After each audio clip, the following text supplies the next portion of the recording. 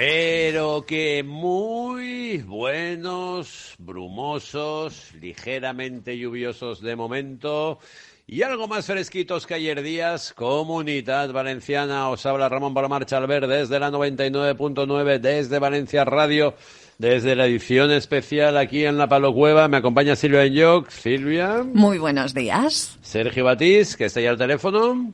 Hola, buenos días, Ramón. ¿Cómo estáis? Mon, que está aquí en la Palocueva gracias a su salvoconducto. Mon, muy buenos días. Buenos días a todos. ¿Qué tal el tráfico cuando llegabas? Bien, un día raro, un día muy británico.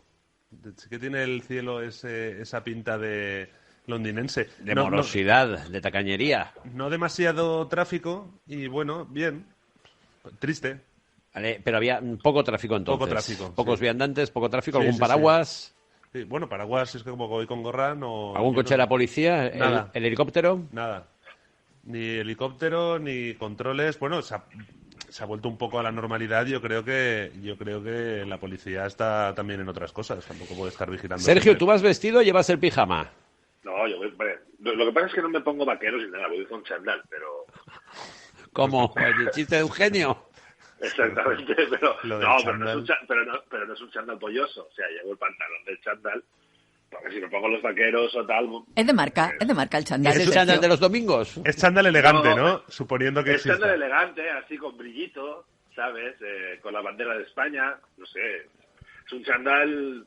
¿Es chándal Tony Soprano? Yo creo que si viene el presidente lo puedo recibir en chándal perfectamente.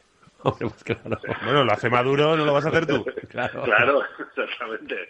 Y luego llevo encima una chaqueta, pues así de punto, con bonitos, O sea, una rebequita. bonitos colores. Sí, una rebequita blanca con colores así. Perdona, Sergio, completamente a motivos juego iguales. con el chándal, claro. Completamente a juego con el chándal, aparte haciendo un claro homenaje a nuestros compañeros bolivarianos. O sea, Exacto. es lo Tú que- vas con look dictador A ver. comunista. No me